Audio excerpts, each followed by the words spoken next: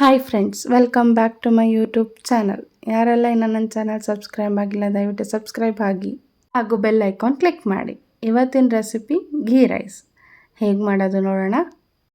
ಉದ್ದುದ್ದಕ್ಕೆ ಹೆಚ್ಚಿಟ್ಕೊಂಡಿರೋ ಈರುಳ್ಳಿ, ಹಸಿಮೆಣಸಿನ್ಕಾಯಿ, ಸ್ವಲ್ಪ ಪುದೀನ, ಸ್ವಲ್ಪ ಕೊತ್ತಂಬರಿ, ಬೆಣ್ಣೆ, ದ್ರಾಕ್ಷಿ ಗೋಡಂಬಿ ಒಗ್ಗರಣೆಗೆ, ತುಪ್ಪ, ಹಾಲು, ಸ್ವಲ್ಪ ಮೊಸರು, ನೆನೆಸಿಟ್ಕೊಂಡಿರೋ ಬಟಾಣಿ, ಅಕ್ಕಿ, ತುಪ್ಪ, ಪಲಾವ್ ಎಲೆ, ಮರಾಠಿ ಮೊಗ್ಗು. ಈಗ ಕುಕ್ಕರ್ಗೆ ನಾನು ಎಣ್ಣೆ ಹಾಕ್ಕೊತಿದ್ದೀನಿ. 3 to 4 ಟೇಬಲ್ ಸ್ಪೂನ್ಸ್ ಎಣ್ಣೆ ಹಾಕ್ಕೊಳ್ಳಿ.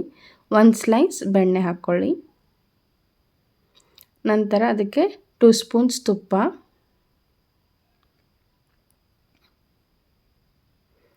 ಚೆನ್ನಾಗಿ ಕಾದ್ಮೇಲೆ ಪಲಾವ್ ಎಲೆ, ಸ್ಟಾರು, ಮರಾಠಿ ಮೊಗ್ಗು ಹಾಗೂ ಈರುಳ್ಳಿ.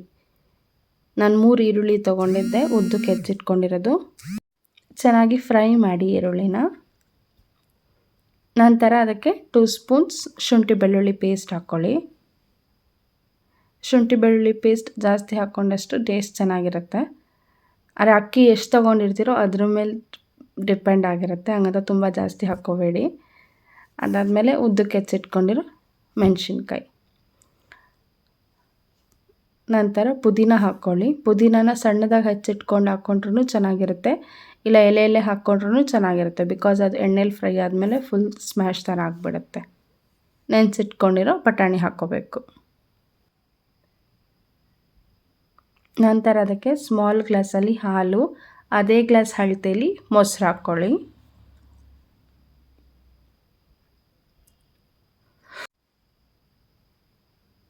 ಹಾಕ್ಕೊಂಡು ತುಂಬ ಫ್ರೈ ಮಾಡಬೇಡಿ, ಸುಮ್ಮನೆ ಹಾಗೆ ಫ್ರೈ ಮಾಡಿ ಸಾಕು, ತುಂಬ ಕೈ ಆಡಿಸ್ಬೇಡಿ. ನಂತರ ಅದಕ್ಕೆ ಅಕ್ಕಿ, ನೀವು ಎಷ್ಟು ಅಕ್ಕಿ ತೊಗೊಂಡಿರ್ತೀರೋ ಅಷ್ಟನ್ನು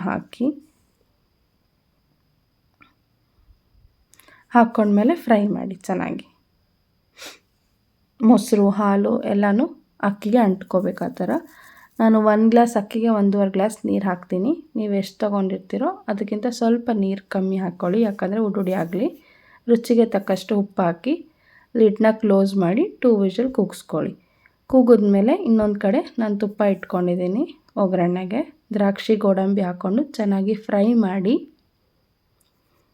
ಚೆನ್ನಾಗಿ ಫ್ರೈ ಆದಮೇಲೆ ಕುಕ್ಕರ್ ಆರಿದ್ಮೇಲೆ ಫ್ರೈ ಮಾಡಿರೋ ದ್ರಾಕ್ಷಿ ಗೋಡಂಬಿ ಹಾಗೂ ಕೊತ್ತಂಬರಿ ಉದುರಿಸ್ಕೊಳ್ಳಿ. ಕೊನೆಯದಾಗಿ ಘೀ ರೈಸ್ ಸವಿಯಲು ಸಿದ್ಧ.